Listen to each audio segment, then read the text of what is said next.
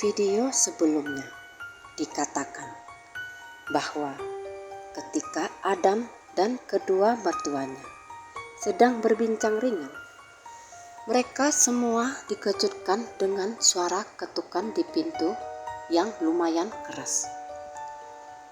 Bukan sekedar ketukan, tetapi seseorang di luar sana seperti ingin menjebol pintu rumah mereka. Siapa kiranya orang yang bertamu ke rumah mereka pagi-pagi buta seperti ini? Mereka bertiga berpandangan dengan tatapan penuh tanda tanya. Mereka ingin membuka pintu. Tapi bagaimana seandainya itu orang yang memiliki niat jahat? Tetapi sedetik kemudian keraguan mereka pun sirna tatkala terdengar suara dari balik pintu yang meminta tolong. Suara itu seperti tak asing di telinga Adam. Jangan-jangan begitu Adam membuka pintu, ternyata perkiraannya tidaklah salah. Itu si bapak tukang becak. Wajah si bapak pucat pasi. Tubuhnya juga gemetar. Adam bingung, kenapa si bapak malah kembali ke rumahnya. Padahal tadi si bapak dengan jelas mengatakan bahwa ia ingin segera pulang dan beristirahat. Baru saja Adam ingin bertanya, kenapa si bapak kembali? Si bapak tukang becak yang bernama Pak Yono menjelaskan apa yang sudah dialaminya. Dengan suara bergetar, Pak Yono mengatakan ia tak berani pulang ke rumah karena sosok putih itu kembali menghantuinya di tengah jalan. Kali ini tidak di antara pepohonan pisang, tapi sosok itu malah berdiri di tengah jalan seakan-akan ingin menghadang laju becaknya. Menurut Pak Yono, sosok itu tidak hanya diam. Ia seperti ingin mendekati Pak Yono. Rasa takut yang besar pun membuat Pak Yono memutar balik becaknya, menjauhi sosok putih itu. Tidak tahu harus kemana, Pak Yono pun memutuskan mendatangi rumah orang yang baru saja diantarnya, berharap penawaran Adam tadi masih berlaku. Mendengar cerita Pak Yono membuat jantung Adam berdebar kencang. Ia tahu persis semua perkataan Pak Yono bukanlah kebohongan atau halusinasi belaka. Karena ia sendiri juga menjadi saksi mata atas kehadiran makhluk itu. Pak Tugimin merasa iba melihat Pak Yono ketakutan. Lalu ia pun mempersilahkannya masuk ke dalam rumah. Dan tanpa diminta, Bu Ina membuat secangkir teh untuk Pak Yono. Bu Ina mempersilahkan Pak Yono untuk minum dan makan ubi rebusnya. Pak Yono mengucapkan terima kasih, lalu menyeruput teh hangat itu. Rasa hangat langsung membanjiri tenggorokannya.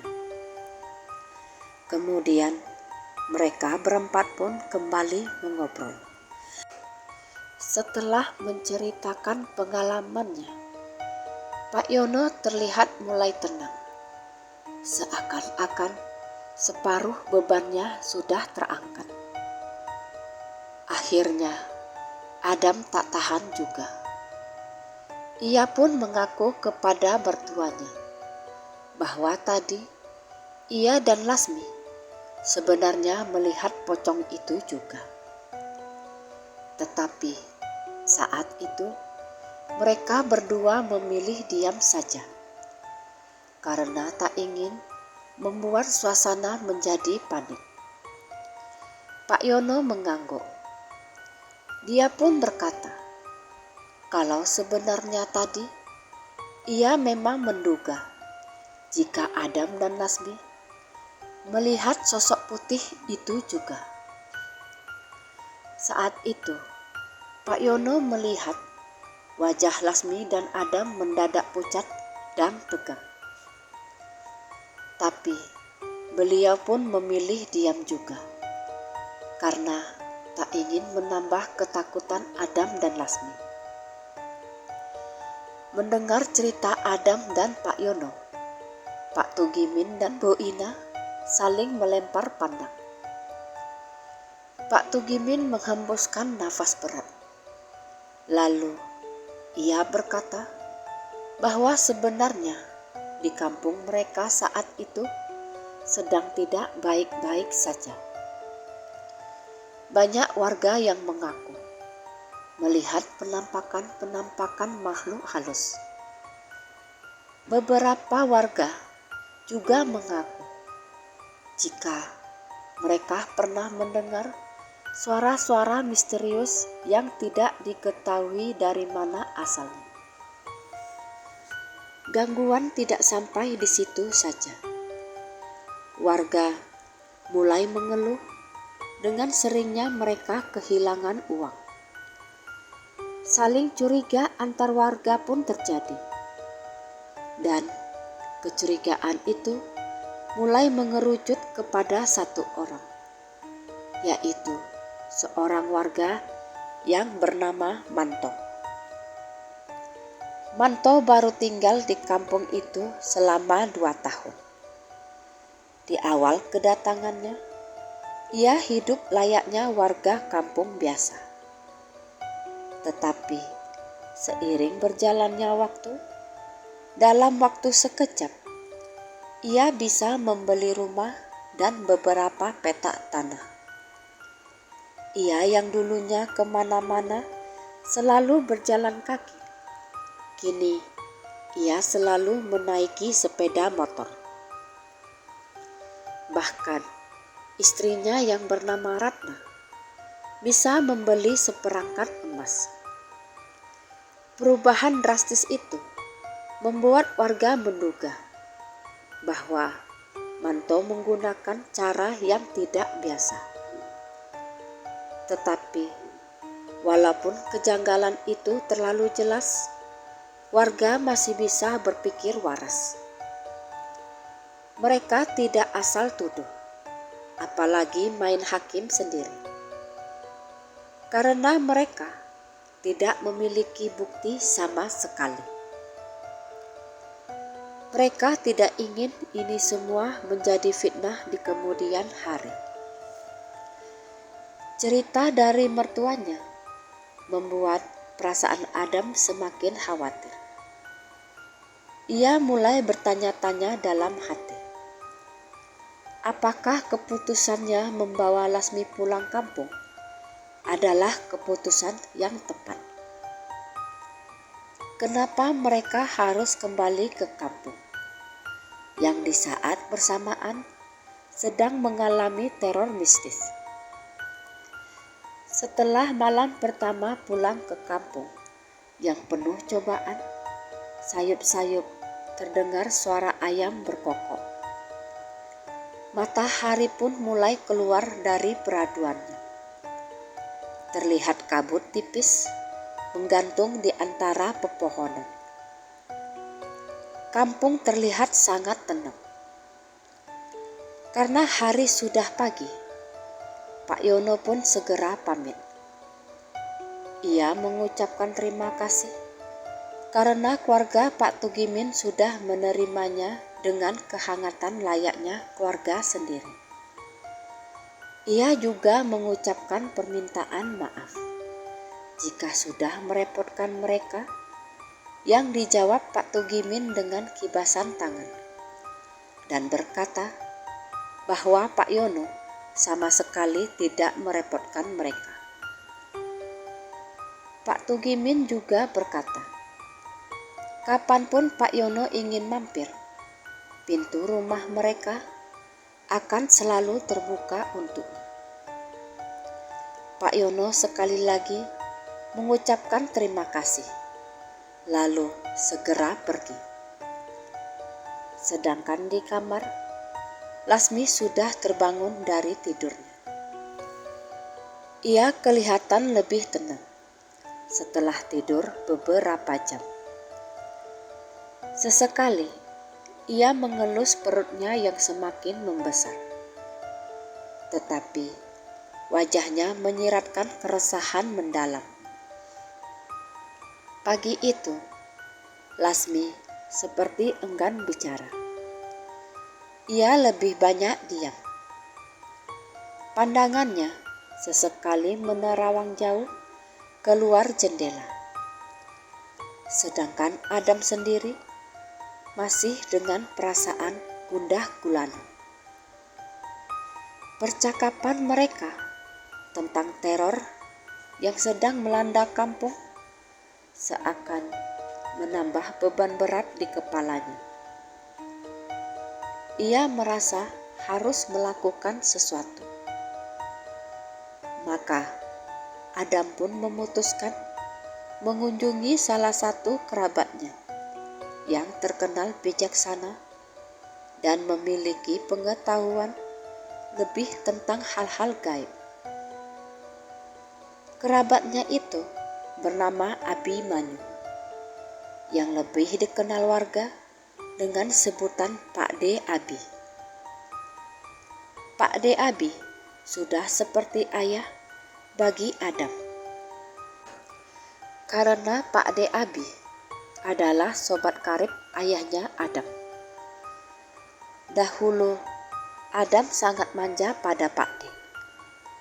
Bahkan, Pak D sering mengajak Adam menginap di rumahnya. Sepanjang perjalanan menuju rumah Pak D, kenangan-kenangan masa kecilnya seakan-akan menari di mata Adam. Langit sedikit mendung.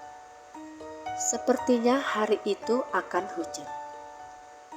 Tapi itu tidak menyurutkan niat Adam untuk menemui Pak D. Rumah Pak D. Abi terletak agak terpencil di sisi barat kampung. Akhirnya, sampailah Adam di rumah Pak D.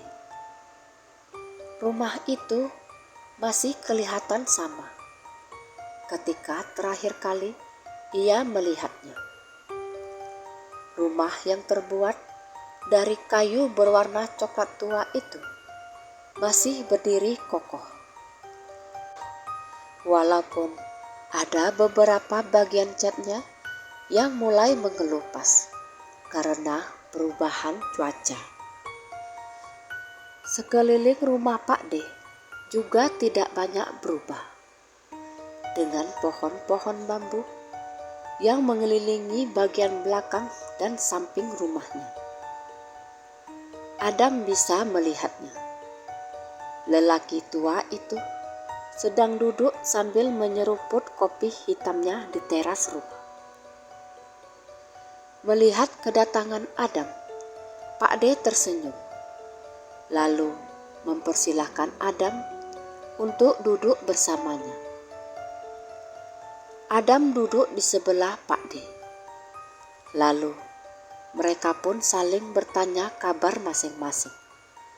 Setelah sekian lama tak berjumpa, obrolan itu mengalir begitu saja. Tetapi ketika Adam mengalihkan pembicaraan tentang hal-hal gaib, wajah Pak D mendadak jadi serius. Adam bercerita tentang gangguan yang ia alami bersama Lasmi dan bapak tukang becak, yaitu Pak Yono. Pak D mengatakan hal yang kurang lebih sama dengan yang diceritakan ayah mertuanya. Kampung mereka memang sedang mendapat teror mistis. Awalnya, gangguan-gangguan itu seperti suara-suara aneh dan misterius. Misalnya, seperti ada orang yang melangkah di atas atap, ketukan-ketukan di pintu atau jendela. Bahkan beberapa warga mengaku mendengar suara cekikikan seorang wanita. Salah satu warga yang mendengar suara cekikikan itu merasa penasaran, lalu mencari sumber suara. Ternyata yang ia dapati adalah penampakan seorang wanita berambut panjang menjuntai melebihi lututnya. Wanita itu memakai baju putih dan berdiri menyeringai di depan warga tersebut dan membuatnya lari terbirit-birit. Di lain cerita, ada warga yang mengaku melihat sosok tinggi besar ketika ia sedang mendapat giliran menjaga pos ronda. Warga itu ketakutan, lalu meninggalkan pos ronda begitu saja. Soal penampakan pocong, ternyata tidak hanya Adam, Lasmi, dan Pak Yono yang mengalaminya. Sudah ada beberapa warga yang melihatnya.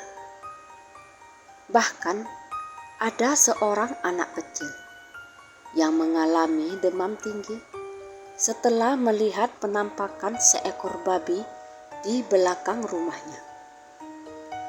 Babi itu bertingkah sangat aneh.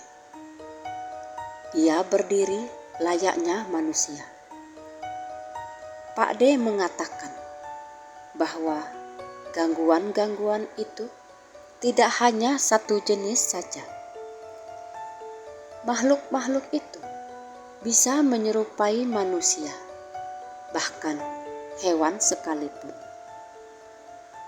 Walaupun berbeda-beda, tetapi ada satu kesamaan makhluk-makhluk tersebut, yaitu suka berkeliaran di malam hari. Ketika sedang asik berbincang, terdengar suara gemerisik dari arah pepohonan bambu yang rimbun yang ada di belakang rumah. Bukan bergerak karena angin, tetapi itu jelas ada sesuatu yang melewati rimbunan bambu. Apakah ada seseorang di sana? Pak D dan Adam berpandangan satu sama lain. Terlebih Pak D yang memasang wajah siaga. Beliau bangkit, diikuti Adam menuju ke belakang rumah. Ketika mereka berada di belakang rumah, dugaan Pak D benar. Ada orang di sana. Pak D dan Adam kaget melihat orang tersebut bergerak sambil sesekali kepalanya celingukan, seperti mencari sesuatu. Yang mengerikannya lagi, orang tersebut membawa celurit. Pak D menyipitkan matanya untuk melihat siapa orang tersebut. Setelah beberapa detik, Pak D langsung menyadari siapa orang itu. Budi? Seseorang bernama Budi itu langsung menoleh ketika Pak D memanggil namanya. Ketika seseorang bernama Budi itu ingin mendekati mereka, Adam dan Pak D sempat mundur beberapa langkah sebagai tanda waspada karena mereka ngeri melihat celurit yang dipegang Budi.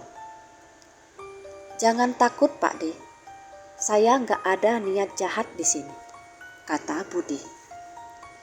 Untuk menenangkan Pak D dan Adam, Budi menaruh celurit itu di atas tanah. Pak D bertanya, apa yang sedang dilakukan Budi di belakang rumahnya? Dan kenapa ia membawa celurit? Budi menjelaskan bahwa ia sedang mengejar satu sosok makhluk hitam berkaki 4. Sosok itu terlihat sangat mencurigakan, dan Budi memutuskan mengejarnya hingga ke belakang rumah Pak D. Tetapi ia kehilangan jejak. Sosok itu tiba-tiba menghilang di antara rimbunnya pepohonan bambu. Pak D dan Adam mendengarkan cerita Budi dengan serius. Kemudian Pak D bercerita kalau beberapa hari yang lalu ia juga mendengar ada warga yang melihat penampakan makhluk yang sama seperti cerita Budi. Dan ketika mereka masih berbincang-bincang, suara gemerisik dari pohon bambu kembali terdengar.